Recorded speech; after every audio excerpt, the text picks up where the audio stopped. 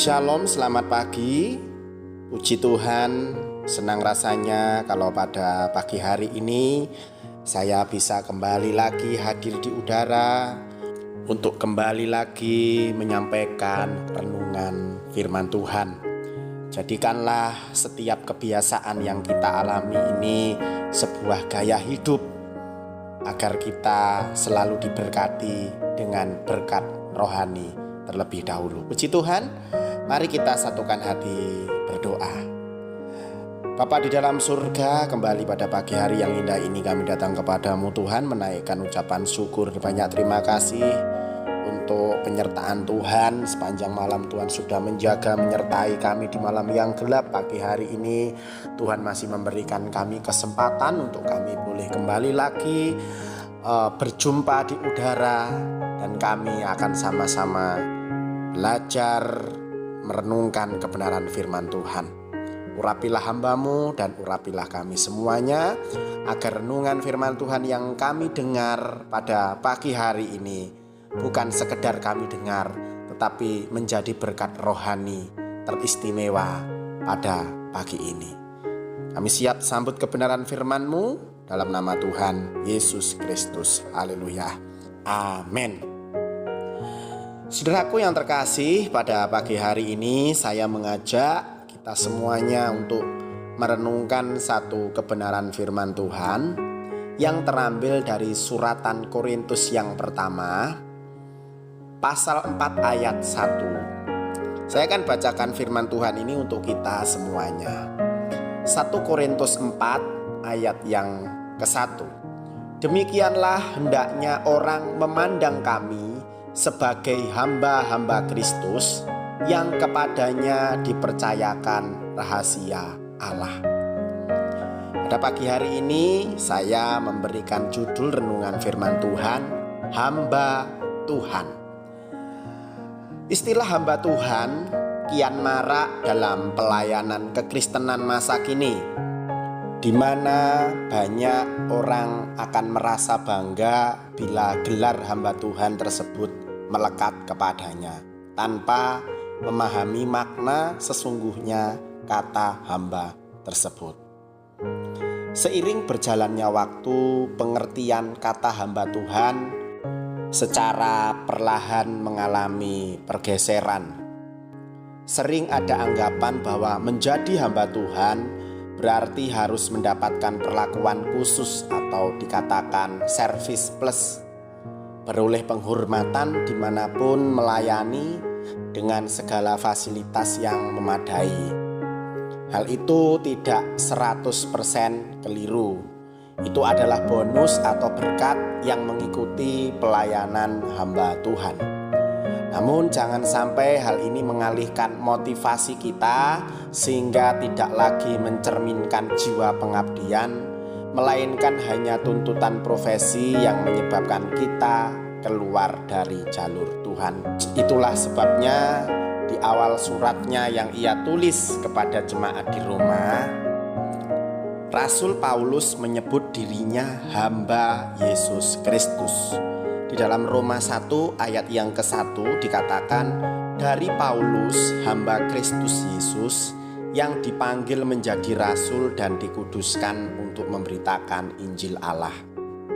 Begitu juga di hadapan jemaat Korintus. Paulus menyadari benar makna kata hamba yang melekat ada dirinya, yaitu tidak lebih dari seorang budak. Sebagai budak, ia harus mengabdikan diri dengan segenap jiwa dan raga untuk tuannya. Jadi hamba Tuhan juga bisa diartikan orang-orang yang membaktikan setiap nafas hidupnya untuk Tuhan, melepaskan segala kenyamanan duniawi, tunduk kepada pemerintahan surgawi, dan tidak punya hak untuk menuntut, serta bukan seorang bos. Paulus mengakui dirinya adalah hamba Yesus Kristus. Adapun jawaban sebagai rasul diberikan oleh Kristus kepadanya, bukan ia sendiri yang mengangkat dirinya sebagai rasul. Tetapi Paulus mengedepankan status dirinya yang tidak lebih dari seorang hamba. Dalam perjalanannya sebagai hamba Tuhan, Paulus melayani dengan tulus, tidak bersikap menuntut, tidak mencari keuntungan diri sendiri di balik pelayanan, melainkan mengabdi dengan sungguh-sungguh demi kemajuan Injil di muka bumi ini. Saudaraku yang terkasih di dalam Tuhan, itulah arti daripada hamba Tuhan. Hamba Tuhan memberikan hidupnya, mengabdikan hidupnya kepada Tuhan dengan melayani jemaat-jemaat yang Tuhan telah percayakan. Jadi jangan sampai kita sebagai orang-orang yang dikatakan pengikut Tuhan membandingkan diri kita dengan hamba Tuhan. Sungguh sangat berbeda. Tanpa pengabdian, tanpa panggilan, tidaklah kita menjadi seorang hamba Tuhan. Karena hamba Tuhan adalah orang-orang yang dikhususkan untuk menyampaikan isi hatinya Tuhan.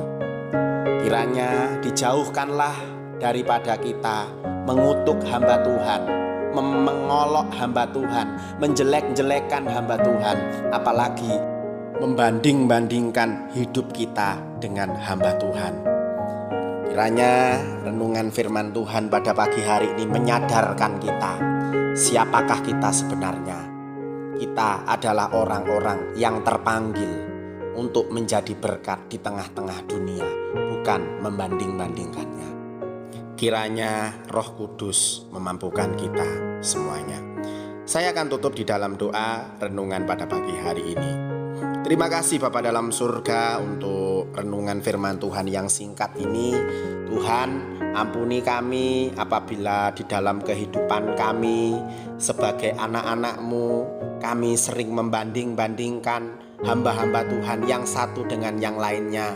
Sehingga harusnya kami menjadi berkat di tengah-tengah orang percaya, tetapi karena ada sesuatu yang tidak benar, maka hidup kami akhirnya tidak menjadi berkat. Pada pagi hari ini kami menyadari kekurangan, keterbatasan kami, tetapi kami tahu ketika Tuhan memanggil seorang hamba Tuhan, di sana Tuhan mempercayakan rahasia-rahasia kebenaran Allah bagi kami. Ajar kami untuk menghormati hamba Tuhan. Ajar kami untuk belajar mengabdikan diri kami kepada panggilan Tuhan, supaya tergenapi panggilan Tuhan di dalam hidup kami. Terima kasih Tuhan untuk perkenanan-Mu. Terima kasih Tuhan untuk kasih-Mu. Dan terima kasih juga telah membuka hati kami. Kami diberkati dengan firman Tuhan. Meteraikanlah firman-Mu dalam hidup kami. Pagi hari ini kami siap memasuki hari yang baru. Kami percaya Engkau menyertai kami di sepanjang hidup kami. Dalam nama Tuhan Yesus Kristus kami berdoa dan mengucap syukur. Haleluya. Amin. Puji Tuhan, saudaraku yang terkasih, selamat pagi, selamat beraktivitas. Tuhan Yesus memberkati.